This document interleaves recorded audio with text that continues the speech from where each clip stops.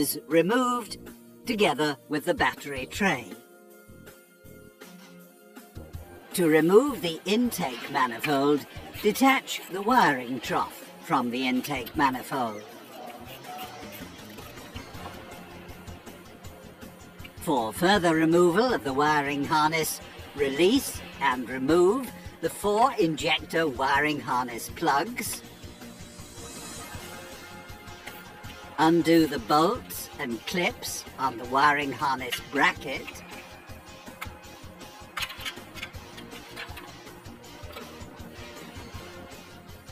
Unlock and remove the wiring harness plug for the exhaust gas temperature sensor, the fuel rail pressure sensor,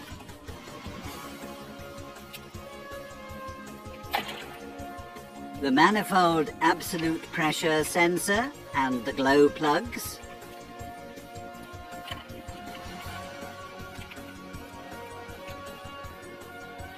and the camshaft position sensor and intake manifold actuator. Undo the clips and place the wiring harness as far as possible behind the intake manifold. On the gear unit side, unclip the coolant hose. Unlock and remove the wiring harness plug of the EGR vacuum solenoid valve and the heated oxygen sensor of the exhaust pressure differential sensor and the EGR valve.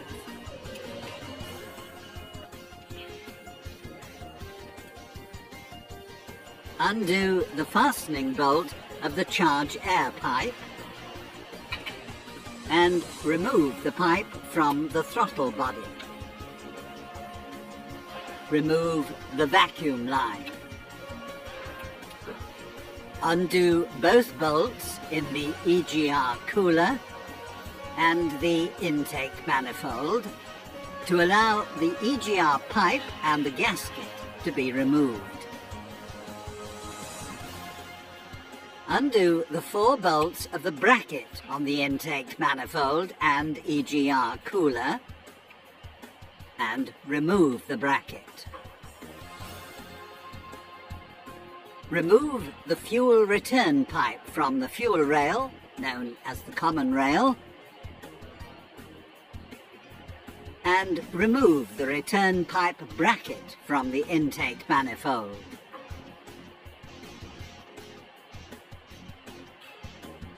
On the common rail, remove the insulator and place a cloth beneath it to catch any emerging fuel. Then undo the high pressure line from the common rail.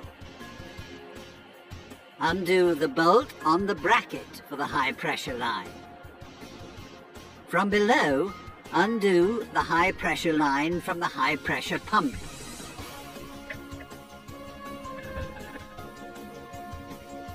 Remove the high pressure line from above.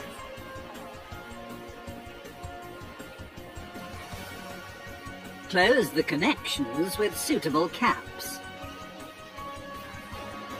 Undo the 2 bolts in the high pressure line bracket.